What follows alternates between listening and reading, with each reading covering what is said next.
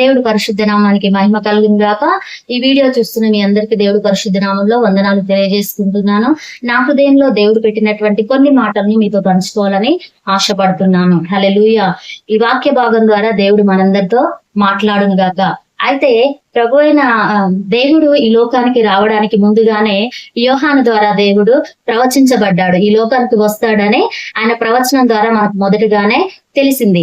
అయితే గలిలయ ప్రాంతము, నఫ్తాలి, జెబూలూను ఈ ప్రాంతాలన్నిటిలో కూడా ఏం ఆవరించి అంటే చీకటి ఆవరించి ఉంది. అక్కడ రోగాలు, మరణ ఛాయలు ఇవన్నీ కూడా అక్కడ ఆవరించబడి ఉన్నవి.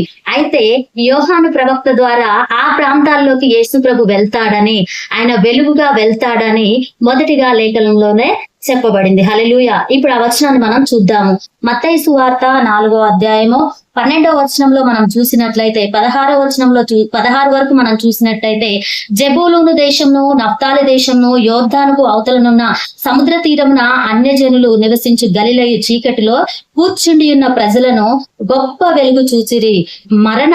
మరణ ప్రదేశంలోను, మరణ ఛాయలోను కూర్చుండి ఉన్న వారికి వెలుగు ఉదయించెను. హల్లెలూయా.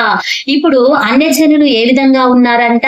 వారు చీకటిలో ఉన్నారంట. వారు మరణానికి దగ్గరగా ఉన్నారంట. మరణ ఛాయల్లో ఉన్నారంట.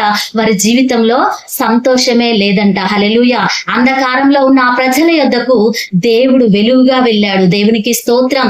అదే విధంగా 23వ వచనంలో చూసినట్లయితే యేసు వారి సమాజ మందిరములలో బోధించుచు, దేవుని రాజ్యమును గూర్చి, సువార్తను గూర్చి ప్రకటించుచు, ప్రజల్లోని ప్రతి వ్యాధిని, రోగమును స్వస్థపరచు గలిలయంతటా సంచరించెను. హల్లెలూయా.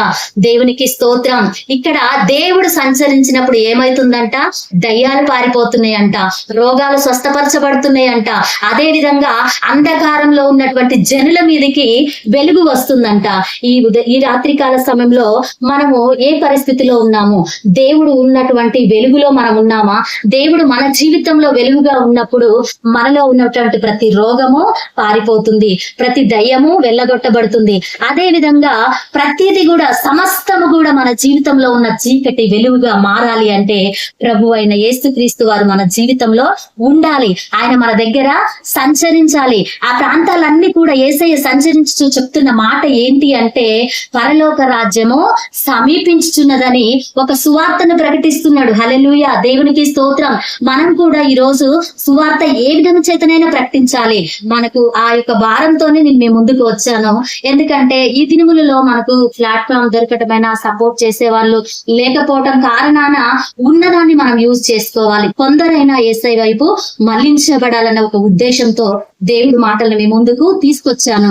అయితే ఈ దినము మీరు అంధకారంలో ఉన్నారా? మరణ స్థితిలో ఉన్నారా? రోగంతో ఉన్నారా? వ్యాధితో ఉన్నారా?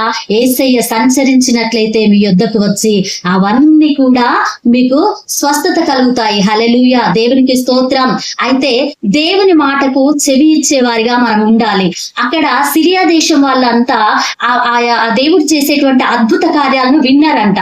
విన్న తర్వాత, ఆయన గొప్ప కార్యాలు విన్న తర్వాత ఆయన వారి జీవితాల్లోకి వచ్చినప్పుడు ఆ జనాంగం అంతా గొప్ప వెలుగుగా మార్చబడింది. హల్లెలూయా. దేవునికి స్తోత్రం. కాబట్టి ఈ రాత్రికాల సమయంలో వింటున్న మీ జీవితాల్లో కూడా దేవుడు అద్భుతం చేస్తాడు.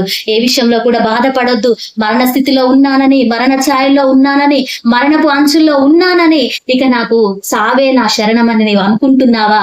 ప్రభు అయిన యేసుక్రీస్తుని నీవు అంగీకరించినట్లయితే నీ జీవితం గొప్ప వెలుగుగా మార్చబడుతుంది.